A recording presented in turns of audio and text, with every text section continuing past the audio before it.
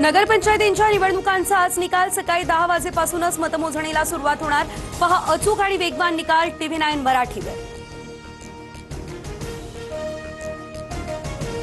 नांदेडच्या धर्माबादमध्ये मतदानाला गालबोट, शेकडो मतदारांना मंगल कार्यालयामध्ये कोंडल्याचा प्रकार, बोगस मतदानाचा आरोप करत महिलेसह एका पुरुषाला मारहाण, निवडणूक आयोगाकडून 174 महिलांसह हॉलच्या मालकावर गुन्हा दाखल।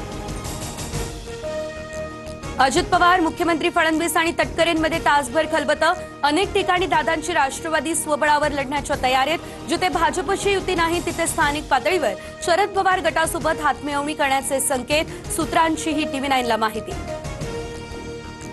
ठाणे पालिकेत भाजपची शिवसेनेकडे 131 पैकी 48 जागांची मागणी, भाजपने मागितलेल्या जागांपैकी अनेक जागा सेनेच्या उमेदवारांच्या, तर शिवसेनेकडूनही भाजपच्या सिटिंग नगरसेवकांच्या जागांची मागणी। पुण्यात अजित पवार 41 प्रभागातील निवडणुकांसाठी इच्छुकांच्या मुलाखती घेणार, मुलाखतींसाठी इच्छुकांची मोठी गर्दी, पिंपरी चिंचवड पुणे पालिकेसाठी मुलाखती सुरू।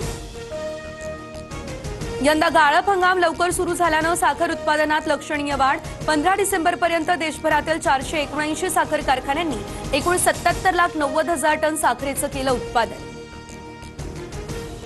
शाळेत विद्यार्थ्यांना रागवणं आता महागात पडेल, शिक्षक आणि शिक्षकेतर कर्मचाऱ्यांसाठी कडक कार्यपद्धती निश्चित, विद्यार्थ्यांशी संबंधित गंभीर घटनांच्या तातडीने चौकशीचे शालेय शिक्षण विभागाचे निर्देश। राज्यात थंडीची लाट, जळगावचा पारा 6 अंशांवर, उत्तरेकडील थंड वाऱ्यामुळे अवघ्या महाराष्ट्राला हुडहुडी, उत्तर महाराष्ट्र आणि मराठवाड्यासोबतच विदर्भातही थंडीचा कडाका। 40 वर्षांच्या गौरवशाली सेवेनंतर INS सिंधुघोष पाणबुडी नौदलातून निवृत्त, 1986 ला INS सिंधुघोष नौदलात दाखल झालेली, अनेक महत्त्वपूर्ण ऑपरेशन्समध्ये महत्त्वाची भूमिका बजावली।